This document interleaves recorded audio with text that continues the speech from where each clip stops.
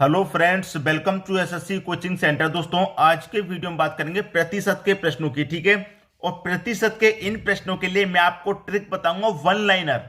One liner का मतलब है कि एक ही लाइन में सवाल का आंसर आ जाएगा, एक ही लाइन में। तो वन लाइनर ट्रिक बोलते हैं इसको। इसको देखिए पूरा। ठीक है, आंसर करते ही खत्म हो जाएगा, प्रश्न का आंसर करते ही खत्म। चलिए स्टार्ट करते हैं। पहला प्रश्न है, यदि ए की ऊंचाई बी की ऊंचाई से 20% कम हो तो बी की ऊंचाई ए की ऊंचाई से कितने प्रतिशत अधिक है। आपको जो मतलब है वो जो प्रतिशत वैल्यू दे रखी है उससे मतलब है। तो 20% की दे रखी है तो आप 20 ले लीजिए, 20%। इसकी फ्रैक्शन वैल्यू कितनी हो जाएगी भाई? 20 हो जाएगी। प्रतिशत का मतलब होता है बट्टे में 100। तो 20 से कम 20 हो जाएगा, 20 पंजे 100 मतलब 1/5 हो जाएगी। ठीक है, 1/5। अब 20% कम है तो कम का मतलब क्या है? घटा के लिखेंगे, और वृद्धि है तो जोड़ के लिखेंगे। ठीक है, देखिए ऊपर वाली वैल्यू को एज इट इज लिख दीजिए, और कम की बात दे रखा है तो नीचे में से ऊपर घटा के लिखेंगे। तो 5 में से 1 घटा दूंगा, 4। ठीक है, और प्रतिशत के लिए 100 से गुना, बस 4 का डिवाइड दे दो, काट दो, 25 बार में कटेगा। 25% आपका आंसर आ गया। पहला ऑप्शन सही। बताइए किसकी समझ में नहीं आया? पहले तो मैंने इसकी फ्रैक्शन वैल्यू को सॉल्व किया तो 1/5 होती है। ऊपर वाली संख्या एज इट इज लिख दो। अगर कम की बात है तो नीचे में से ऊपर कम करके लिख दो, वृद्धि की बात है तो नीचे में ऊपर बढ़ा के लिख दो, जोड़ के लिख दो। ठीक है, प्रश्न का आंसर आ गया। बात समझ में आ गई? अब एक एक करके सभी प्रश्नों को कर लेंगे, आसानी से क्लियर हो जाएगा। मैंने आपको बोला था कि वन लाइन ट्रिक है, तो एक ही लाइन में आंसर आ गया। प्रश्न का आंसर करते ही खत्म हो गया कि नहीं हो गया? यही मैं आपको सिखा रहा था। अगला प्रश्न देखेंगे और अच्छे समझ में आएगा। ठीक है दोस्तों, अब देखते हैं अगला प्रश्न।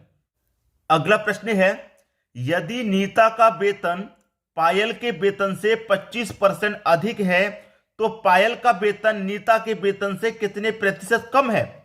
मुझे क्या करना है? प्रतिशत वैल्यू लेनी है। 25% है, इसका मैं क्या करूंगा? फ्रैक्शन वैल्यू निकालूंगा। तो 25% का मतलब बटे में 100 होता है। 25 से कम 25 कटेगा, 25 चौके 100 कटेगा, मतलब 1/4। तो मैंने क्या बताया? ऊपर वाली वैल्यू को एज इट इज लिखना है। इस बार वृद्धि की बात कर रहा, अधिक की बात कर रहा, तो अधिक के लिए क्या करेंगे? नीचे में ऊपर जोड़ के लिख देंगे। 4 में 1 जोड़ के लिख दूंगा, 5। पिछले प्रश्न में कम की बात की तो मैंने कम करके लिख दिया था। अधिक की बात करेगा, वृद्धि की बात करेगा, जोड़ के लिख देंगे। और प्रतिशत के लिए क्या कर देंगे? बस 100 से गुना। 5 से 100 को काट दो, 20 बार में कटेगा। 20% आंसर आ गया, बी ऑप्शन सही हो गया। बताइए किसी की समझ में प्रश्न अगर नहीं आया हो तो? ऐसा कोई भी बच्चा नहीं होगा जिसकी समझ में नहीं आया। और मैं आपको पहले की तरह वन लाइनर ट्रिक बता रहा हूं, हमेशा की तरह प्रश्न का आंसर करते ही खत्म। ठीक है, इन प्रश्नों में अब आपको कोई भी परेशानी नहीं होनी चाहिए। अब हम देखेंगे अगला प्रश्न। अगला प्रश्न है, चीनी के भाव में 40% वृद्धि होने पर किसी परिवार को चीनी की वार्षिक खपत में कितने प्रतिशत कमी करनी होगी जिससे परिवार का खर्च ना बढ़े। मैंने बताया है प्रतिशत वैल्यू जो दे रखी है उसे ले लीजिए आप। 40% की है तो 40 ले लिया। अब इसकी फ्रैक्शन वैल्यू निकालिए। 40% का मतलब बटे में 100 होता है। ठीक है, 20 से कटेगा 2 बार में, 20 से कटेगा 5 बार में, 2/5 इसकी फ्रैक्शन वैल्यू आ गई। मैंने बताया है कि ऊपर वाली संख्या को एज इट इज लिख दीजिए। ठीक है, अब वृद्धि की बात है तो वृद्धि की बात है तो नीचे में ऊपर जोड़ के लिखेंगे। तो 5 में 2 जोड़ के लिखेंगे, 7। ठीक है, और प्रतिशत के लिए क्या करना है? आपको 100 से गुना करना है। तो 2 का गुना 100 से हो जाएगा तो ये 200 हो जाएगा। ठीक है, बट्टे में 100। 7 से कटा दो भाई, 7 दूने का 14, 6 बचेगा 60, 7 अट्ठे 56। ठीक है, 4 बचेगा, 4 में नहीं जाएगा तो 4/7 लिख देंगे।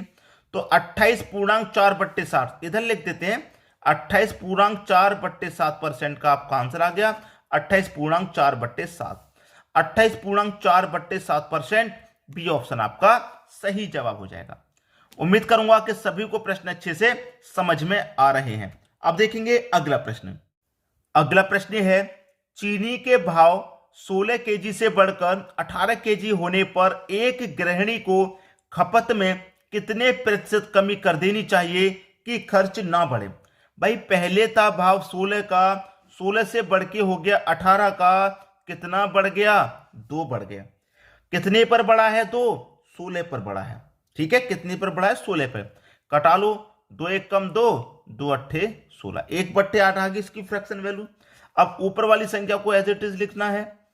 वृद्धि की बात कर रहा है कि कमी की बात कर रहा है? यहां पर कह रहा है 16 केजी से बढ़कर 18 केजी हो गई, तो यहां पर वृद्धि हुई है। ठीक है, वृद्धि हुई है, तो वृद्धि हुई है तो जोड़ के लिखेंगे, 8 में 1 जोड़ के लिख दूंगा मैं 9। ठीक है, और प्रतिशत के लिए 100 से गुना, बस खत्म प्रश्न। ये कट जाएगा, 9 एक कम 9, फिर से 10, फिर से 9 एक कम 9, 1 बचेगा तो 1 ऊपर बट्टे में 9, 11.1/9%, 11.1/9%। पहला ऑप्शन सही हो गया। बात क्लियर है? उम्मीद करूंगा कि सभी को प्रश्न आसानी से समझ में आ गया। अब हम देखेंगे अगला प्रश्न।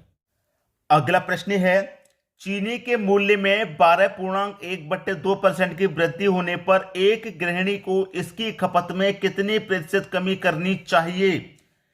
इस तरह की फ्रैक्शन वैल्यू जब आती है बहुत सारे बच्चे कंफ्यूज हो जाते हैं, लेकिन कंफ्यूज होने वाली कोई बात नहीं है। 12.1/2% है, कोई बात नहीं।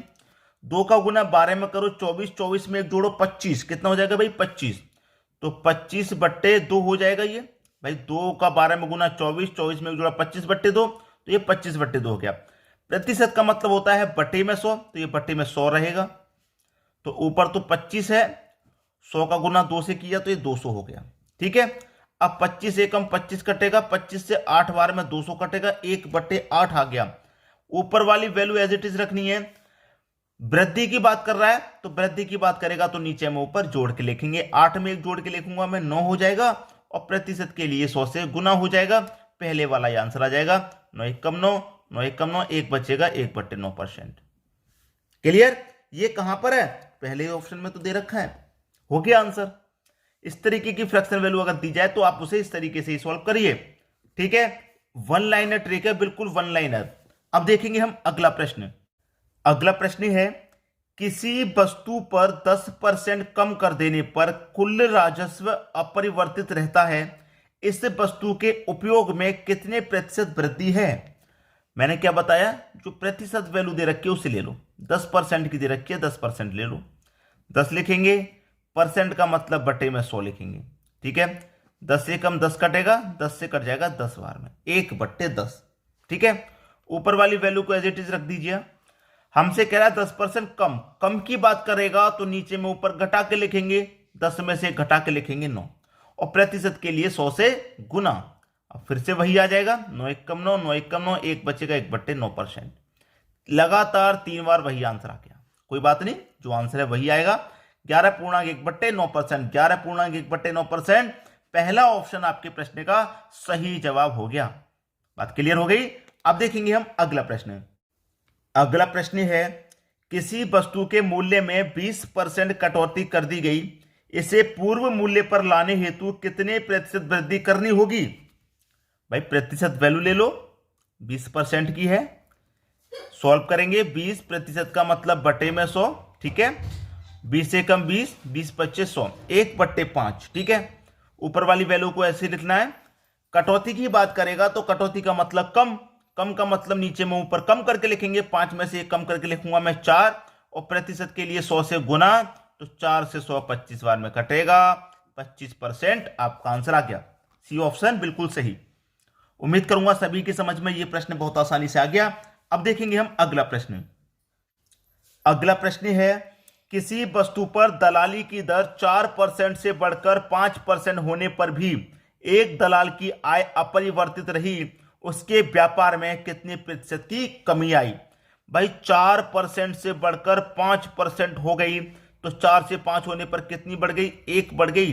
कितने पर बढ़ी? 4 पे बढ़ी। ठीक है, 4 पे बढ़ी, तो ऊपर वाली वैल्यू एज इट इज रखेंगे। अब यहां पर वृद्धि की बात हुई है, तो वृद्धि के बाद 4 में 1 जोड़ के लिखेंगे तो 5, और प्रतिशत के लिए 100 से गुना, तो 5 से 100 को कटा दूंगा 20%। तो आपसे पूछा कितने प्रतिशत कमी आई, उसके व्यापार में 20% की कमी आई है। पहला ऑप्शन हो जाएगा प्रश्न का सही आंसर।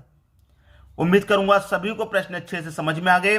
तो ये जो आज की वन लाइनर ट्रिक है, ये आपको कैसी लगी कमेंट बॉक्स में जरूर बताइएगा। ठीक है दोस्तों, वीडियो पसंद आया लाइक करें, चैनल को सब्सक्राइब करें। अगर आप हमारे चैनल पर नए हैं तो सब्सक्राइब करें, रेगुलर वीडियोस लेकर के आते हैं और आपके एग्जाम की तैयारी करवाते हैं। ठीक है दोस्तों, वीडियो देखने के लिए आपका बहुत बहुत धन्यवाद।